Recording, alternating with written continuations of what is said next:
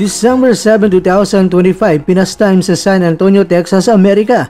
Nagmisulang mini-main event ang weigh-in ni Isaac Pitbull Cruz at ni Lemon Rose Jr. matapos magkaroon ng mainit na konfrontasyon ni Mark Magnifico Magsayo at ni Gary Russell Jr. Dalawang dating maigpit na magkalaban sa featherweight division. Hindi inasahan ng mga boxing fans ng simpleng pagdalo ng dalawa bilang manunod ay mauwi sa tensyon na face-off. I punch you like this. One on my back. This time, you got both. Big motherfucking difference. The first round, you're using your both hands. No. Listen. It was hurt before the fight. Make this happen. Just able to use it. Nagsimula ang tensyon na mapansin ni Russell sa Magsayo sa gilid ng stage at mabilis itong nilapitan ng Amerikano sa harap ng media, mga fans at mismo mga boksingero na nakapila para sa weighing scale. Nagbitaw agad si Russell ng matapang na pahayag na muli niyang pinanindigan. Isa lamang ang kanyang nagamit raw na kamay sa kanyang laban noong Enero 2022. One hand lang ang gamit ko noon, kung maglaban tayo ngayon, two hands na. Mariing sinabi ni Russell na agad naman nagdulot ng reaksyon mula sa mga nanood sa live venue. Hindi naman nagpauli sa Magsayo at walang pag-alinlangan na sinagot si Russell. At ayon sa former WBC champion noon, hindi raw totoo ang mapinagsasabi ni Russell dahil para bang sinasabi ni Magsayo na huwag mo nang gawin dahilan ng balikat mo sa first hanggang third round gamit mo ang dalawang kamay mo. Mabilis namang sumingit ang ilang staff ng PBC at venue security upang hindi lumala ang palitan, lalo na tila ayaw umatras si Russell na patuloy na pinaglalaban niya na siya ay lumaban na injured. Ayon kay Russell, bago pa man ang laban ay iniinda na niya ang matinding sakit sa balikat at dahil dito hindi niya nagamit ng husto ang kanyang braso at pagdating sa middle at late rounds, konsiderado raw niya na milagro na natapos pa niya ang laban. Masakit na raw ang balikat ni Russell bago pa magsimula ang laban, kaya sa ngayon ay nagamon siya muli na ikasa ang laban nila ni Magsayo. Hindi naman nagpatinag si Magsayo sa mga banat ni Russell. Sa halip ay mas lalo pa nitong binuksan ang posibilidad ng rematch nang diretsahang sagutin ang hamon ng Amerikanong boksingero. Kumasa si Magsayo at gusto niya na ang rematch ay gagawin sa 135 pounds. Sa puntong iyon, umingay ang crowd at marami ang nagtaas ng cellphone upang kunan ng mainit na banggaan. Maging ang ilang mga boxing analyst sa venue ay napilitang lumapit upang abangan kung ano nga ba ang kahinatnan ng kanilang harapang sagutan.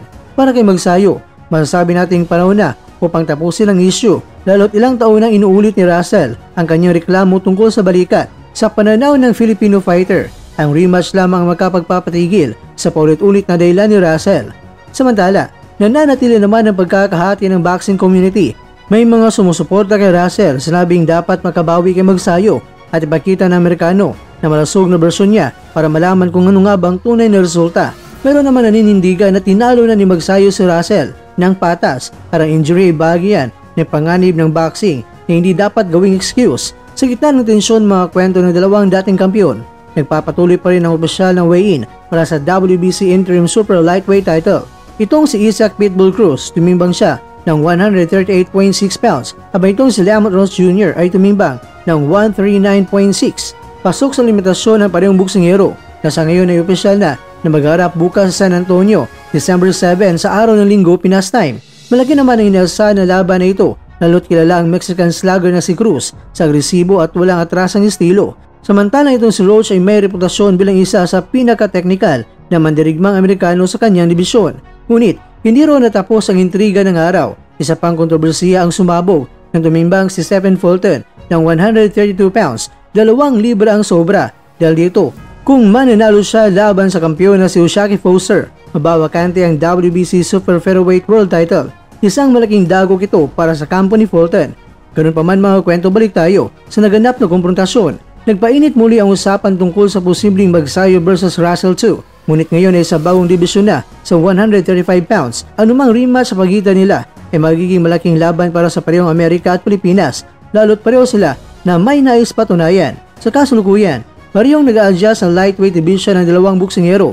Si Magsayo ay kilala sa kanyang lakas at athleticism, habang itong si Russell naman ay isa sa mga pinakamabilis at pinaka-eksaktong counterpuncher sa modernong boxing history. Ang rematch ay maaring magbunga ng bagong kwento. Sino ang tunay na mas mahusay kung parehong nasa tamang kondisyon? Ayon silang observers, malaking bagay ang pag-angat sa lightweight. Ang 135 pounds ay natural para kay Russell na matagal nang nahihirapan sa timbang, habang itong si Magsayo ay tila mas malakas kapag hindi masyadong hinabaan ng weight cut. Sa social media, umuusok na ang debate. Maraming mga Pilipino ang nagsasabing dapat na patunayan ni Russell na hindi lang pala dahilan ng balikat. Sa kabilang banda, maraming mga American fans naman ang naniniwala na oras na para kay Russell na bawiin ang kumpiyansa matapos ang pagkatalo nito kay Magsayo noong 2022. I punch you like this. One on my back. This time, you got both. Big motherfucking difference. The first round you cannot go there. You're using your both hands. No. Listen. It was hurt before the fight. Make this house. Just able to use it. Mga kakwento sa kabuuan, ang weigh-in para kay Cruz at ni Roach ay hindi lang simpleng opisyal na pagtitimbang, naging entablado rin ito na isang bagong chapter ng rivalry ni na Mark Magsayo at ni Gary Russell Jr., isang banggaan ng ego, kumpiyansa at nakaraan na ayaw pang palampasin ng isa't isa at kung pagbabasihan ng init ng kanilang sagutan, walang duda, ang rematch na Magsayo vs Russell 2 ay magiging isa sa pinakinabangang laban sa 2026. Kaya kakwento, kung may kasa, kanino ka?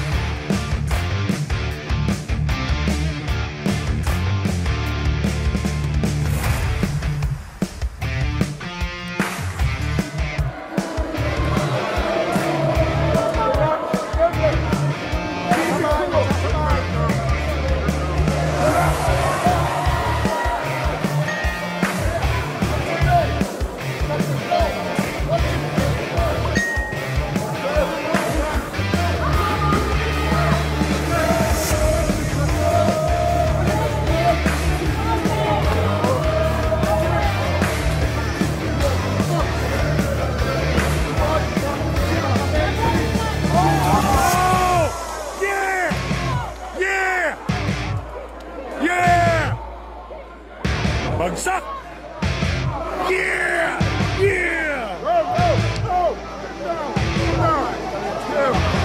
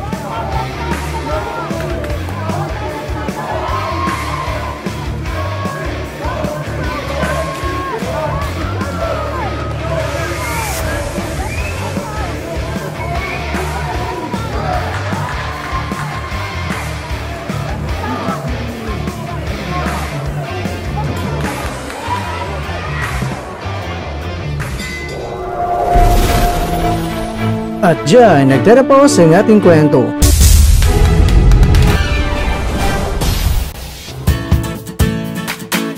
Maraming salamat mga kakwento sa inyong panonood. Pero baka naman mga kakwento ay nagustuhan niyo po ang kwento natin ngayon.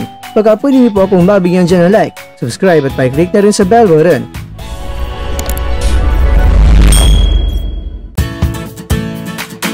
Pero bago tayo tatapos mga kwento, syempre, shoutout po muna tayo dyan sa ating mga kakwento. Kay kwentong Pepito Bayang, kay kwentong June Santos, kay kwentong Dan TV Lifestyle. At ikaw kwentong nanonood ngayon, shoutout sa'yo dyan. Bueno, ganito na po muna ang ating kwentuhan. At abangan nyo na po ating susunod na video. At dito lang po yan sa isang channel na kung saan maaring ito'y mga kwentong di pa na kwento sa inyo.